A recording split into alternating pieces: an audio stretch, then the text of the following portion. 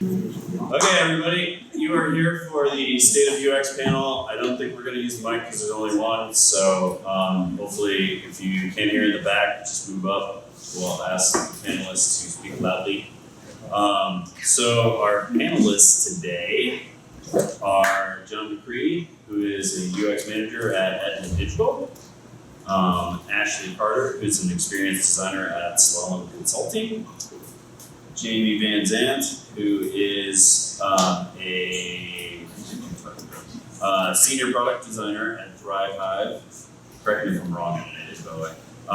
Dan Saltzman, who is VP of Design and User Experience at Oversaturation, and Tran, who is a product design director. Awesome. So we're going to start off the panel today by kind of briefly asking people to tell us how they got to where they are. Where did you start in your career?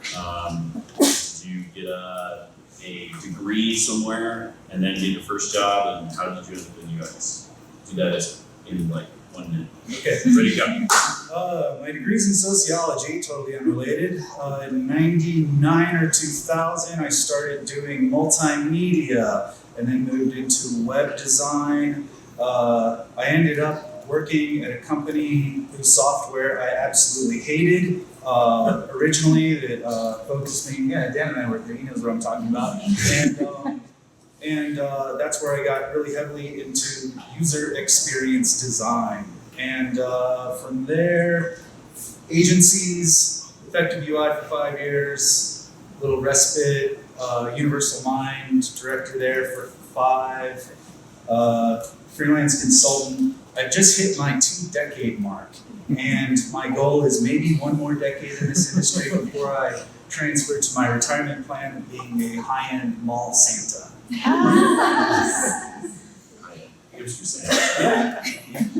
Ashley, wants to go.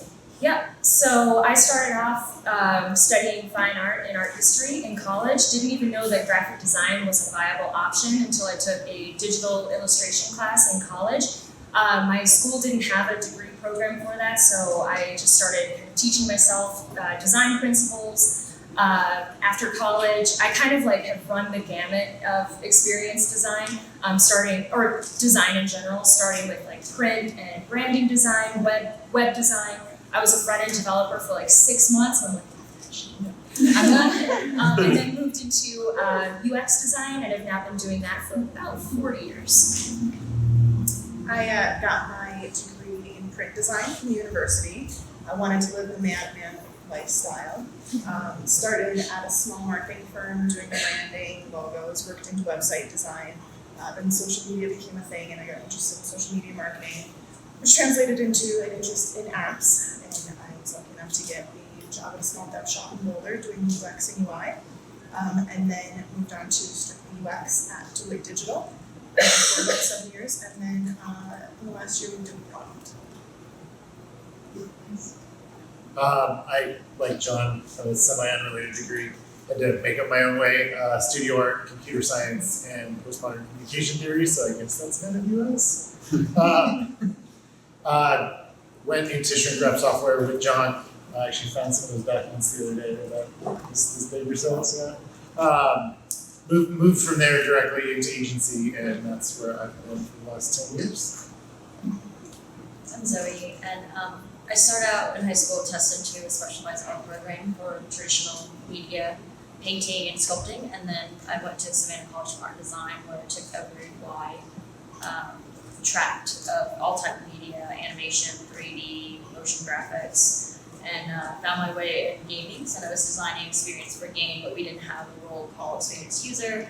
So, and then I went back to grad school to figure out more of I thought I wanted to go into management, like creative management.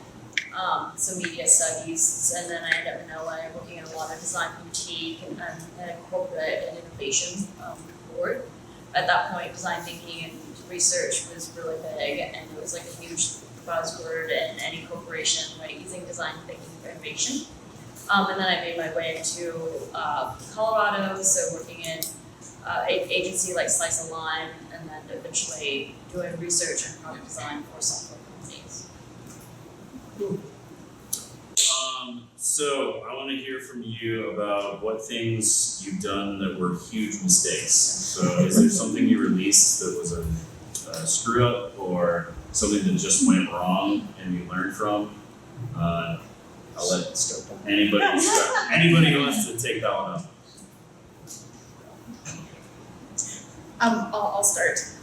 A couple years ago, worked on a e-commerce redesign, a huge back-end project. It was moving everything to Hybris, and there was a big miscommunication in expectations between the design team, the client, and the development team. The client was under the impression that they would customize everything, make it beautiful, make it theirs, nothing out of the box. That was their expectation.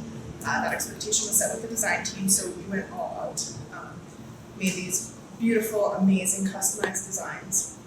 The miscommunication happened with the development team, who, when they were giving their estimates, were told just estimate everything out of the box.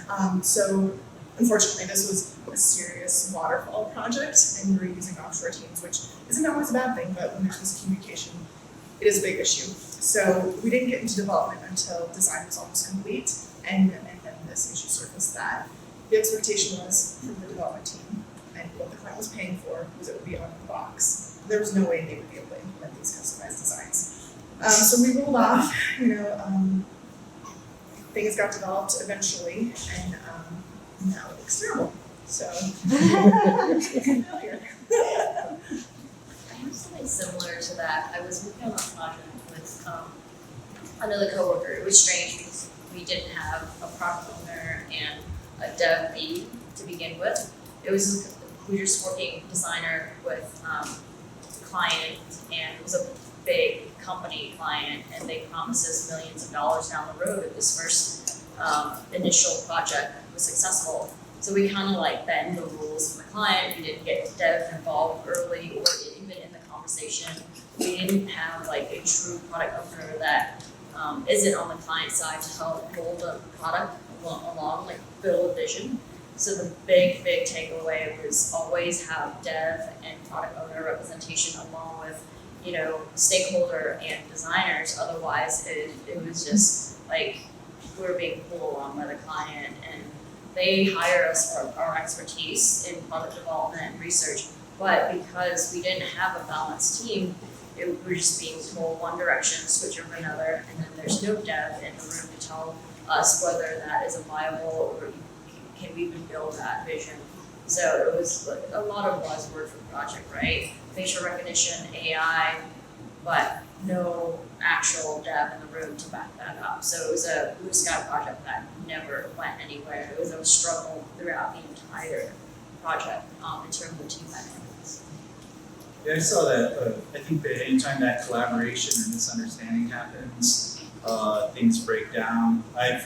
I've swung a couple times in my career of developing or designing something that was too blue sky, and then I tried to overcorrect in the next big client engagement and say, do you guys want something that's aspirational or something that you can actually build? And then design something that they can build, and they say, well, this is kind of boring. I'm like, well, fuck, come on, like, work with me. And then, having to scramble to do something a little bit more aspirational.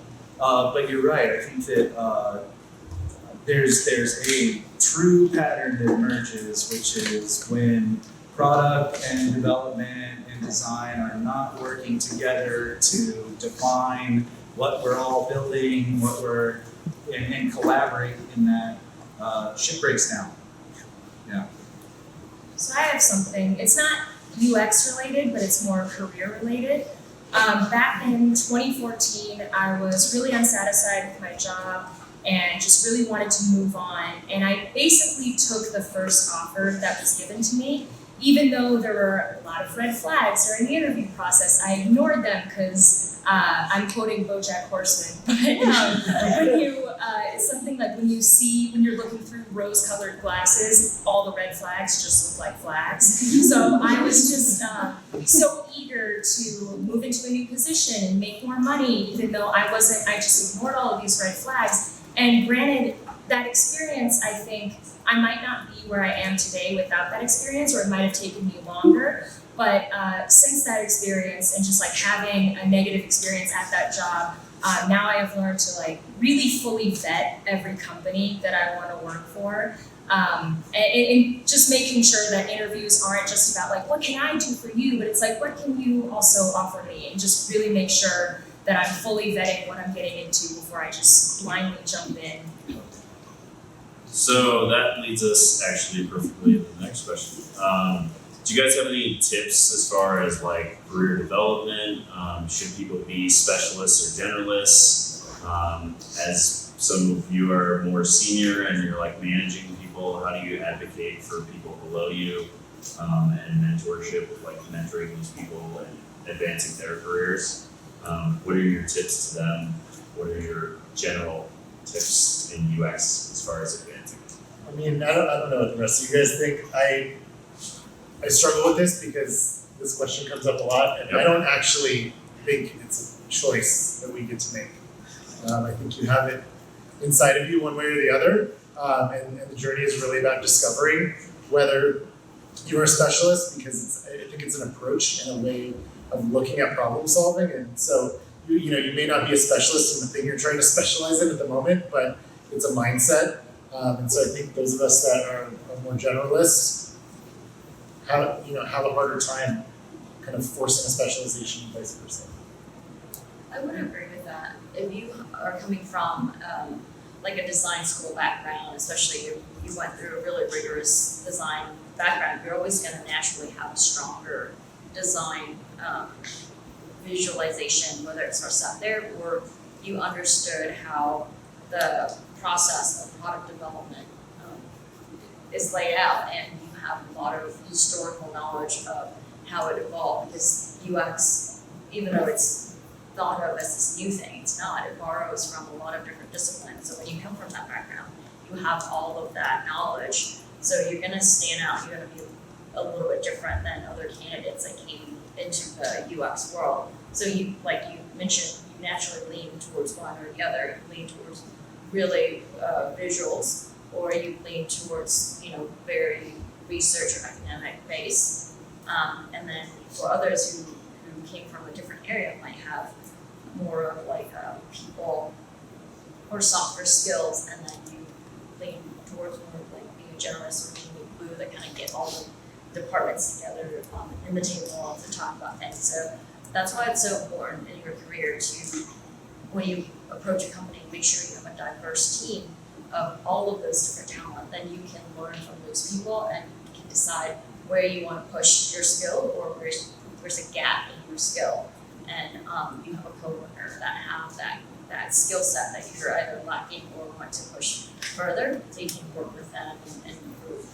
And in terms of advising for people who are entering to the field or younger designers, I would try to, it's easier to break into the industry with a smaller company or startup. You end up wearing multiple hats, but I think after that step into the door, go into a more mature design culture, because you will advance leap and bound versus just being UX of 1 or UX of 2. A lot of those shops I noticed, and I have experience in the startup too, they typically use designer as more of a production design. Hey, can you get this app? Can you build this button? Can you do this? And I think design is much more in depth than that. You won't be able to get that unless you are at a board where there is true design leadership at the C-suite or close to C-suite, where then you get to see design as a strategy and design as someone or an entity beyond just visual production. And then you understand how designs work into the roadmap strategy, go-to-market strategy, and understanding how user research is so powerful in terms of products. Yeah, be careful of like hardcore agile shops. I've had this like recent epiphany that Agile's doing this disservice to this next generation of designers, because it does a really good job of breaking things up into very small pieces and saying, okay, I want you to work on this piece, focus on this piece, and then we're going to move to this next piece and this next piece. And people that have just been working in these Agile shops they start losing that skill, or maybe they've never gained the skill to do systems level thinking, systems level thought. So I'd say be cautious a little bit of how, Agile's nice in many ways, but if you're more interested in systems level, you're gonna have to go much higher in the organization, or just avoid those really hardcore Agile shops altogether. Yeah, So- seeing like the forest through the trees is pretty important. Yeah. Yeah. So you mentioned in your question mentorship, and Yeah. I wanted to touch on that really quickly. I have classified my career as like sheer will and dumb luck, where I've just been afforded really good opportunities, and I'm just really grateful, for all the opportunities that have come my way. But in terms of mentorship, I've never really had a mentor. Like, I think given the places I've worked, there's always been someone in a leadership role that I've looked up to and tried to learn from and try to apply those things into my own work. But like having a strict mentor who's like kind of helping me navigate through things, I never really had that. And that's where I mentioned like the sheer will thing, where in every job I was always given a chance to kind of explore something, and then I would just like focus on, I want to learn that, so I'm going to dedicate all of my free time into doing that, and moving up from there. But I will say I have been at Slalom Consulting for a little bit over a year and a half now, and one of the things that I really, really like about working there is I have frequent one-on-one sessions with my manager. So this is like every other week. I get a chance to speak to her and really kind of start to focus in on, I got where I am right now just kind of on my own volition, but now I have someone who's like really in my corner, rooting for me and like helping me figure out what avenues do I want to go down in terms of specialization, because I've also never really been a specialist. It's always been like a pretty broad range of, like my skill set has always been pretty broad. So having someone to help you, really figure out what it is you want and how you get there, I'd say has been hugely beneficial. So, and I know that's, it's hard to get a mentor because obviously being a mentor takes a lot of time and a lot of effort. So I would say if you are someone who's seeking mentorship, try to find ways that you can offer up your skill sets to like help them, because as I said, it takes a lot of time. So if there's anything, even no matter how small, that you can kind of take off of their plate so they can dedicate more time to you, just figure out how to work with that person and establish that kind of relationship. Any good mentor will realize that they're going to learn just as much from their mentee. So that's another thing to consider, is finding somebody that recognizes that. So yeah, as far as career development goes, do you guys have any thoughts on the current role definition and like titles that are happening in our industry? Awful. Yeah, it's a complete and total mess, and I don't really see any path forward, unfortunately. I think all the agencies tend to totally overinflate the titles so that their designers can get in with people at higher levels, and then in-house is just almost complete garbage from what I've seen. There's a lot of poor definition around titles. I started calling myself like Chancellor or like Warlord of UX or something, just to poke fun at how ridiculous it all is. Yeah, I mean, I'd agree in general. Mr. VP. Mr. VP, writing titles. But I guess what I would say is whatever your title, try not to be too precious about it, but also leverage it to the best of your abilities. So yeah, if you end up with an overinflated title, in-house agency, otherwise, like go get what you can get with it. But if that means you need to change that, or really talk about what you're doing versus what your title is to get that next job, then be ready to throw that thing away, because all it is just kind of a key to unlock something new. And then the other thing that I believe really, really firmly is don't ever trade a bigger title for an unequal or complete lack of comp to go along with that. It's never worked. along those lines, be cautious about negotiating with the title. A lot of companies can give away a title for free, or, I mean, even if they give you more compensation, it may not align with the responsibilities and skills you're actually using. So if you go in with an expectation of taking on big decisions and director type responsibilities, because you negotiated that title, it may not happen that way. Great, but I think there's like the general, like you have a junior title and then you have like senior director and VP, but basically look at the years of experience, project, successful product that you've worked on, and then portfolio. I think because the industry is more crazy, you tend to have more inflated titles with smaller organizations, less developed design culture, but looking at the portfolio and time in the industry, you can tell how experienced a designer is. So when I was looking at resume to hire, it was all over the range of skill set, but what stood out is basically your portfolio and how you perform on the spot. Because I interview juniors and mid-level designers and director too, but then if a director, I think one of our candidates was a director, but he just didn't do well on portfolio or on site, so that is different. And like I mentioned earlier, getting into if you have to get your foot in the door, startup is a good way, at least from my experience, just to get in there. But in startup, you tend to have inflated titles as well. Like 1 or 2 years in, you can be a senior director. Yeah, can I just add, like, focus on the role that you play, the role that you want to play, and if you're interviewing or if you're going somewhere, or even just in your current company, talk about or understand how that role maps to whatever fucking bogus titles they've got going on, and seek that. Definitely.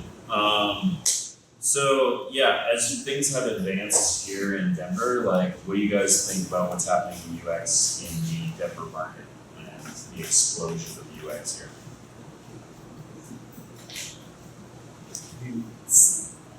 From what I see as a hiring manager and team lead, I think that all the boot camps, dev, design, product management, what have you, that are out there are a great thing to help folks get into the space, to grow your skill set laterally or vertically, but it's also making it really, really challenging to stand out from the crowd.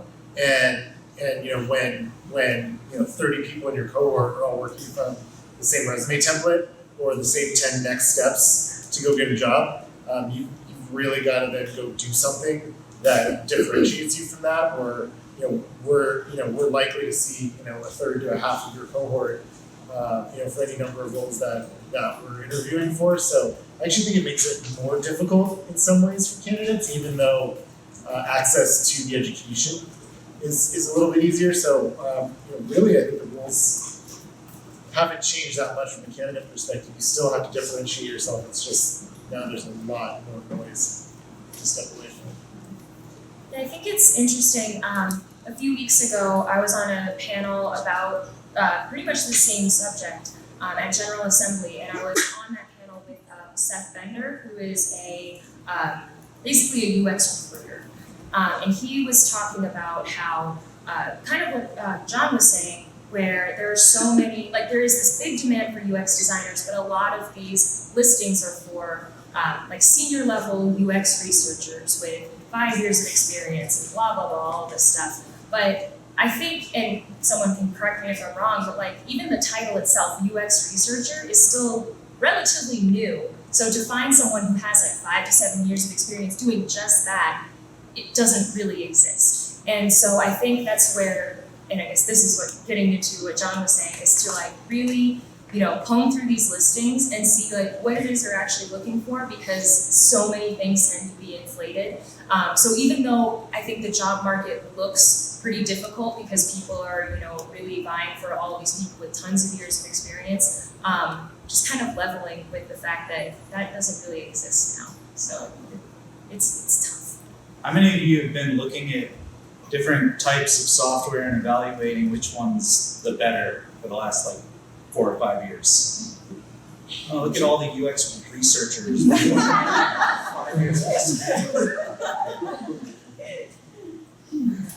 Yeah, it's pretty crazy. Would you guys say that there's an oversaturation in the Denver market, or is there room for more people, even, junior, mid, senior, like, is there room in this market? I think people are struggling to get into the market, right? So that to me says oversaturation, just market supply versus demand.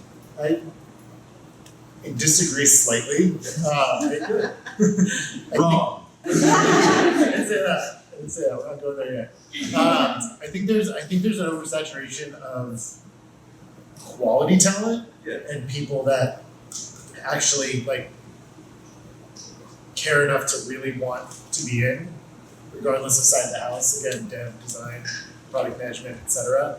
I have my own thoughts about where that comes from, but I think there's room if you really are actually truly passionate about the space that you're going after. I notice a lot of companies are coming into Denver and they want to set up a satellite company really quickly. So they're looking for someone with experience to help anchor that first, and that's across the board from product to dev to design. So that's why I think it's really hard as a junior to break into the market, because speaking from a standpoint of someone who's hiring, I hire a senior person first, so I feel like that's someone that could take some workload off of my plate first. Then it's typically my last hire that's a junior person. So there is an element of saturation if you're a junior person, especially coming out of boot camp. In comparison to your senior or more experienced, I think there's actually a demand for senior experience, especially if you're on the Denver UX job boards. There's always calling for open position, and then unfortunately, if you're a junior coming from boot camp, there's just so much. So when I'm looking at resume, if you're coming from 4 years to 6-year design school versus a boot camp, I would get one of that resume out of 25. So I tend to look at that more, and I also understood in 4 to 6 year, if you have a bachelor or master in design or arts, I know that you have a background, a very strong training background, and I can almost feel comfortable giving you assignment without having to hold your hands. I think there's a expectation that's set in regards to how long it's going to take to find a job, and a job of not junior level. When you come out of a couple month boot camp and it takes you that long to find a job, it seems like forever. So be patient. I mean, we all didn't find our first jobs right away. We didn't find our second or third jobs right away. It takes a very long time. The guy from, I forget which boot camp school, posted something, a screenshot of a spreadsheet of their first graduating class 4 years ago, and there were some remarkable titles there. That was 4 years ago. It takes time to progress. You just have to be patient. Do you think that there's also a mixed expectation with salary out of the boot camps? So I see people putting in this huge investment in time and money and coming out of boot camps and having a high level of expectation for their starting salary.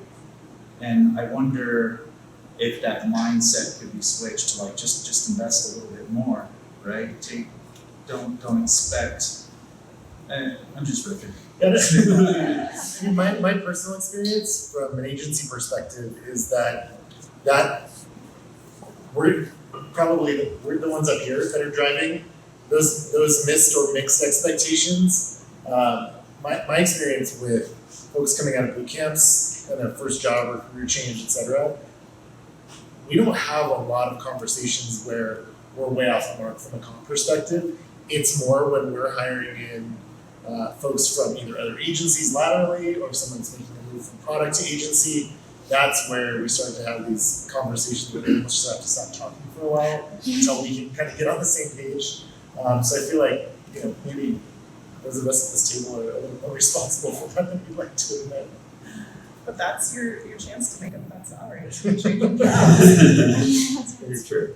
But do you think the salary expectation for people coming up with the panel being set by the school, because that's how they attract their students, right? Yeah. That's the vibe that I get. And I do think, to Dan's point, there's a responsibility of us in the industry working in the city to set those expectations with the schools about like what they can expect.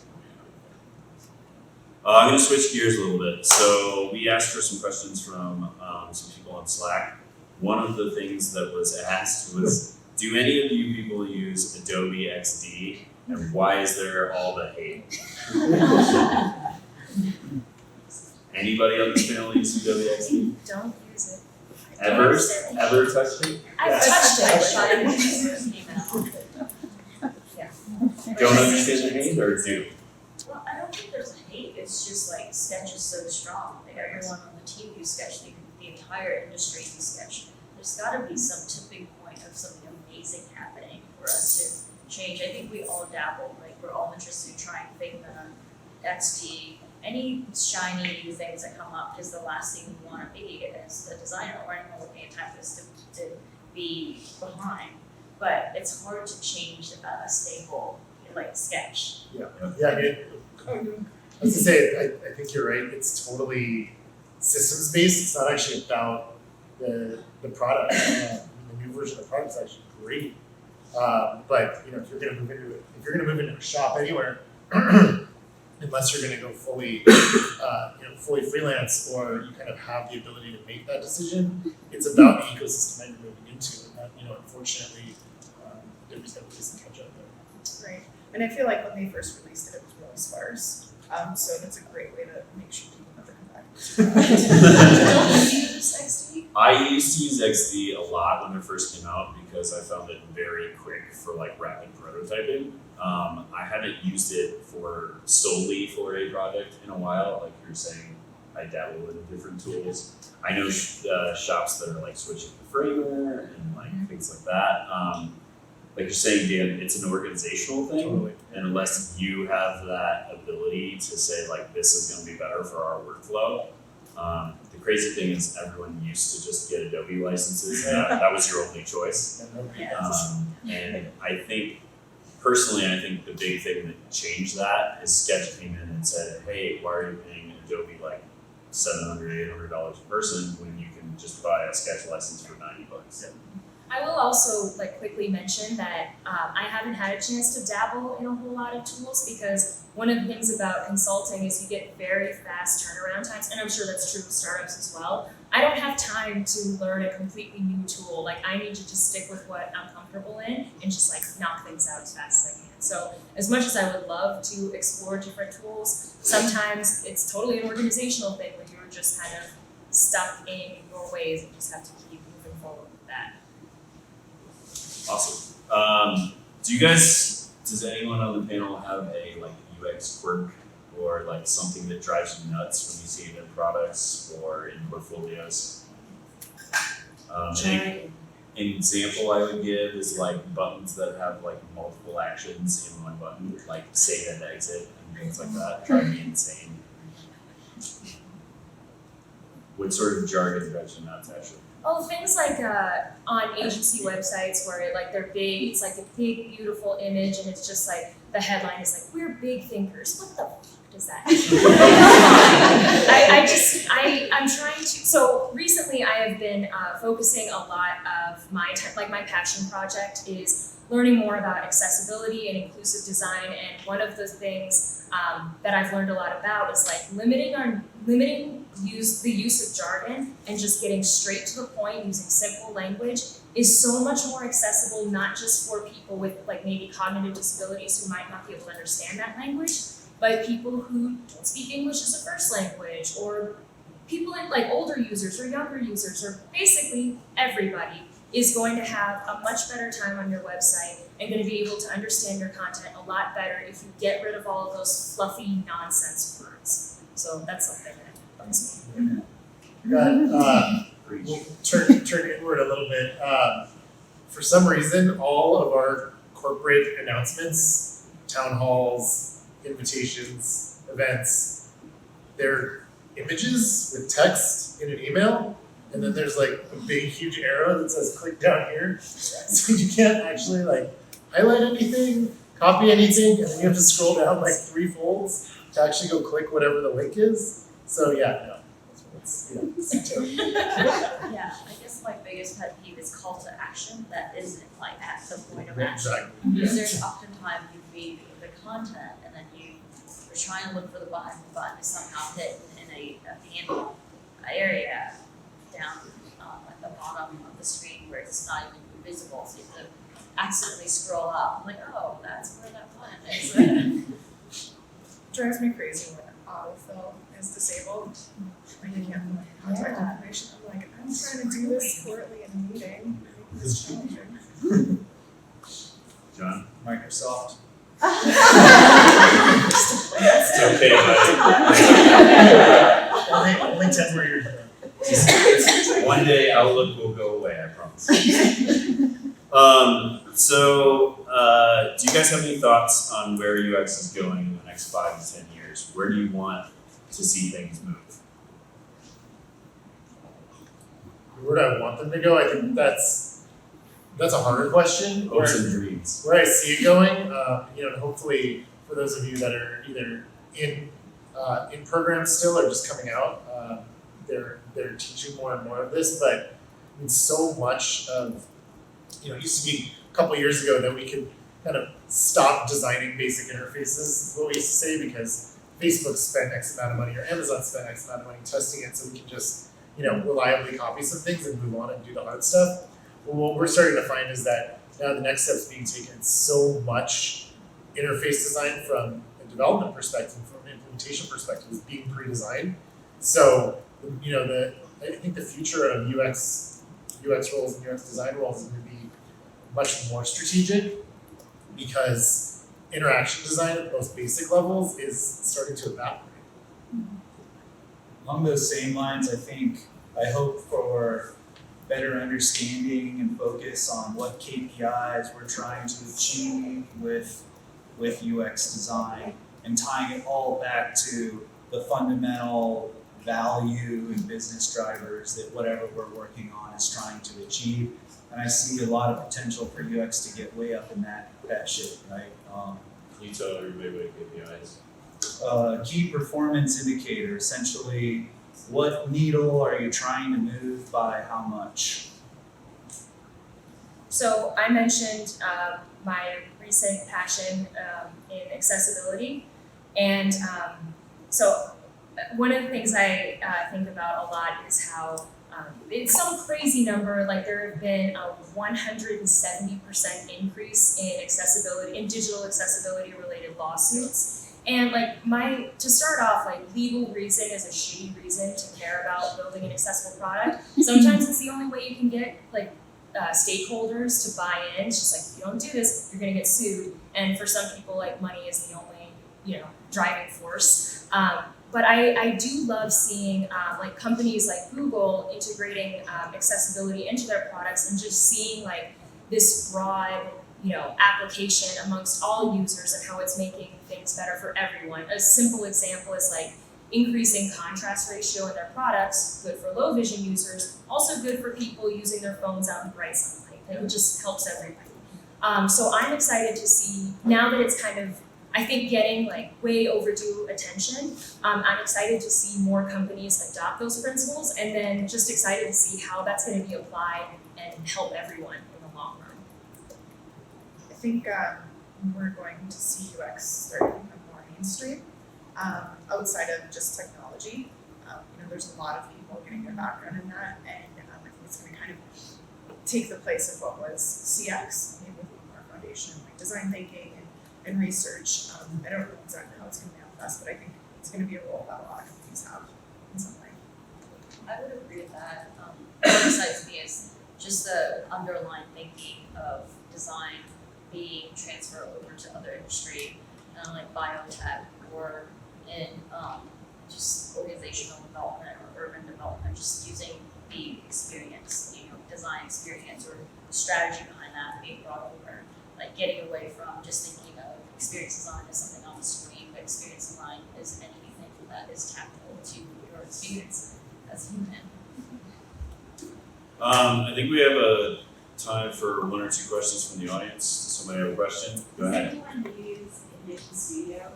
Does anybody on the panel use Envision Studio? Really, no. I've tried it. Has anybody dabbled? It's not ready. I mean, for kind of a large large design ecosystem, it's from our assessment, it's just not ready.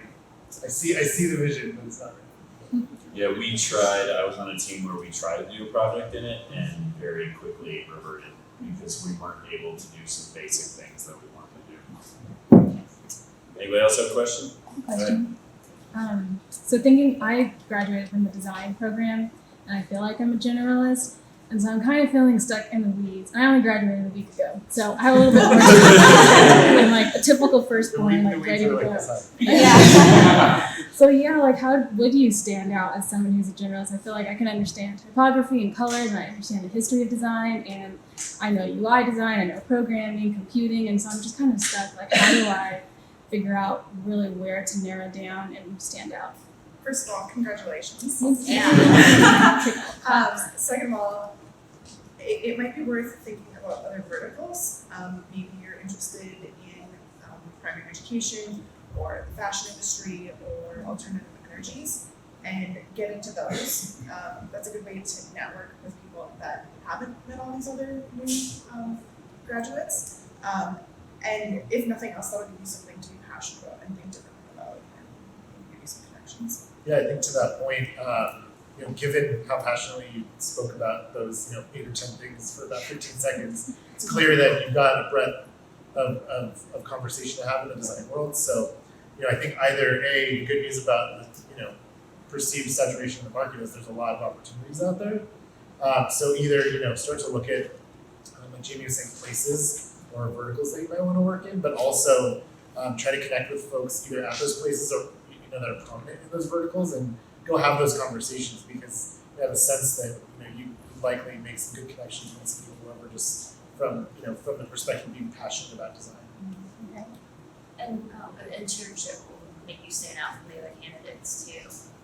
Right now, I know TEDx is hiring interns, and there are like 1 or 2 design roles open.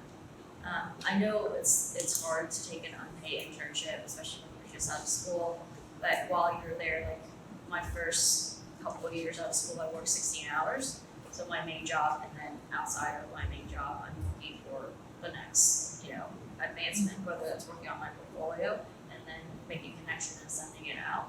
So internship, get in there. I know it might not be like if you're passionate about typography, but your internship is about cinematography. Like, don't let that pigeonhole you to, I'm just gonna do cinematography for Dusing. Like, get in there, get connection, and start talking to people. Especially in a high profile role as say TEDx, you're gonna meet a lot of people in a lot of different industries.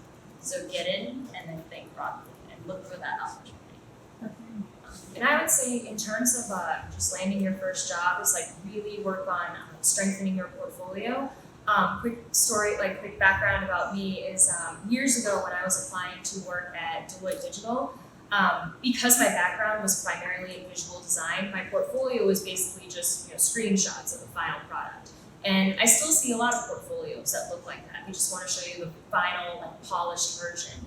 And I was fortunate enough to work with a recruiter at Deloitte Digital who was very blunt with me, like, that's not good enough. Like, you can't just show the final product and think that's going to really show like your breadth of experience. So I basically took a couple days to kind of write some case studies and show like wireframes and just explain my thinking and why I made decisions that I made, and just prove to the hiring team that I knew how to think like a UX designer. And I think having like a really robust portfolio is going to help you stand out from people who might just be including, these polished screenshots. And then to add to that, I truly don't know if this is good advice or not, but I'm just curious because you can go on like Behance or Dribble, any site like that, and see a ton of people being like, this is my music player experience, or this is my redesign of YouTube or something like that.